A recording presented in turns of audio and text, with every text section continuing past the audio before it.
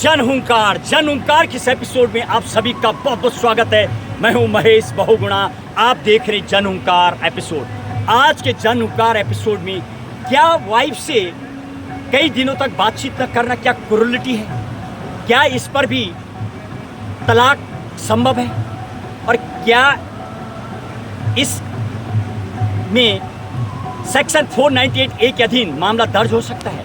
और क्या कहा सुप्रीम कोर्ट ने, और क्या कहा ट्रायल कोर्ट ने, और क्या कहा हाई कोर्ट ने, देंगे आज आपको विस्तृत जानकारी। जहां तक भारत देश के कानून की बात की जाए, संविधान की बात की जाए, सिर्फ न्याय की शक्ति सुप्रीम कोर्ट को जो दी गई है, संविधान की धारा 142 के मुताबिक सुप्रीम कोर्ट को जो न्याय की शक्ति मिली हुई है, विवेकाधीन कई बार सुप्रीम कोर्ट कई ऐसे मामले जब तलाक के होते हैं तो उसको ग्रांट करने की पावर सुप्रीम कोर्ट के पास होती है, जो संविधान में लिखी हुई बातें हैं धारा 142 के मुताबिक, और यही फैसला सुप्रीम कोर्ट देता है। चलते इस केस फैक्ट की ओर।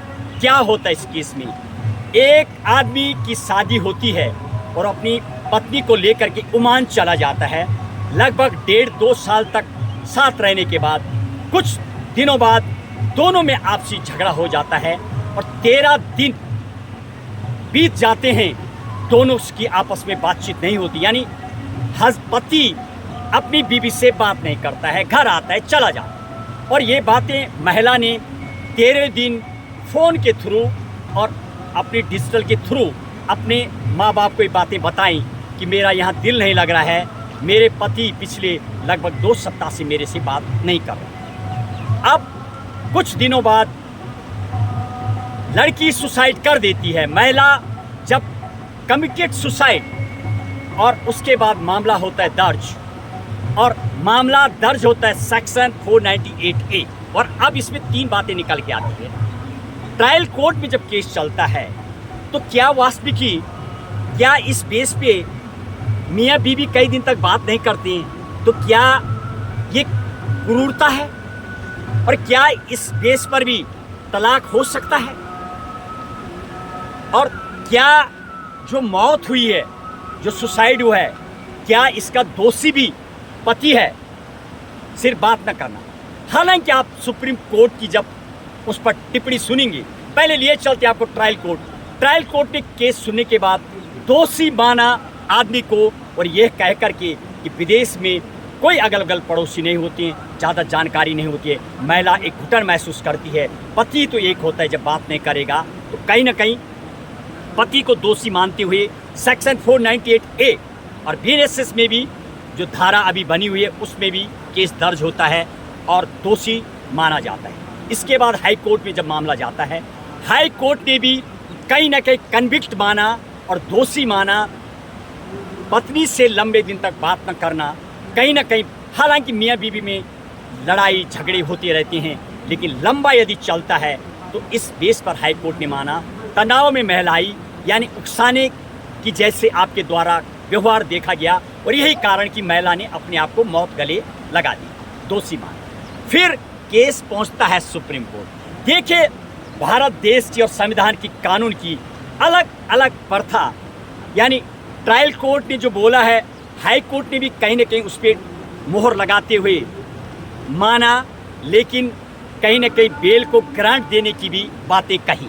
और सुप्रीम कोर्ट ने केस की सुनवाई करते हुए पूरी तरीके से सभी पहलों पर नज़र डालते हुए सुप्रीम कोर्ट ने माना मियाँ बीवी का जो रिलेशन बहुत डेलिकेट होता है, और लड़ाई झगड़े एक फ्रेज का इस्तेमाल करते हुए, यानी मियाँ बीवी के बीच की लड़ाई, this is the parts and parcel of the life, यानी एक जीवन का, एक गृहस्थ जीवन का लड़ाई झगड़ा होना एक अहम हिस्सा है, और हर मियाँ बीवी में लड़ाई होती है।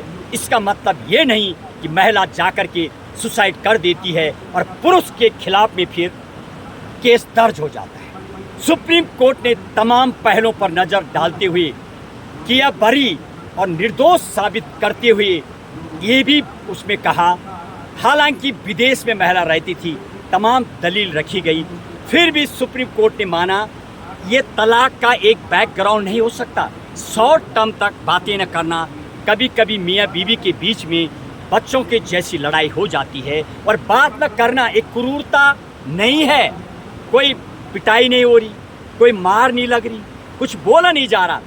अपने उस फोन के माध्यम से अपने माँ बाप को ओमान से महिला ने ये भी बताया था, मेरे पति सिर्फ मेरे से बातें नहीं कर रहे हैं, बात बाकी न तो मारते हैं, खाना वाना जो सब कुछ मिलता है, बातें नहीं होती। तो सुप्रीम कोर्ट ने ये भी उसमें माना, धारा 306 भी नहीं माना। कहीं ना कहीं इसका पूरा एकदम लिंकेज नहीं मिलता है, इसलिए ये धारा भी नहीं लगाई गई है, क्योंकि महिला ने खुद सुसाइड किया है।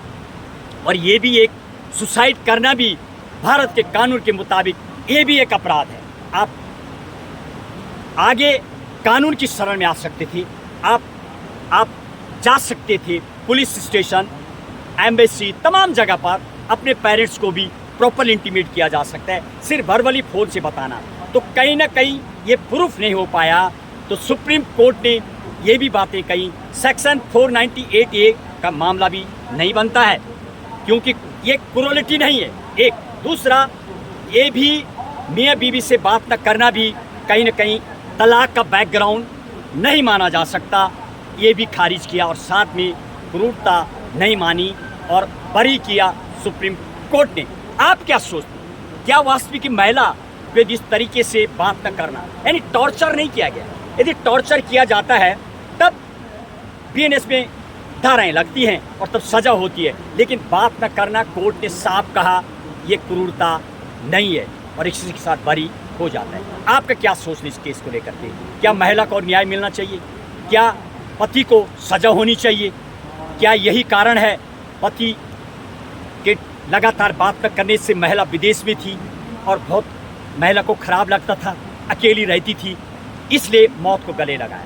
क्या सोचते हैं आप? बताएं, आप क्या कहना है आपका और क्या कहता है कानून? तमाम आपको दी गई जानकारी। बस आज के जन ओंकार एपिसोड में इतना ही। कीजिए इंतजार अगले एपिसोड का। जय हिंद, जय भारत।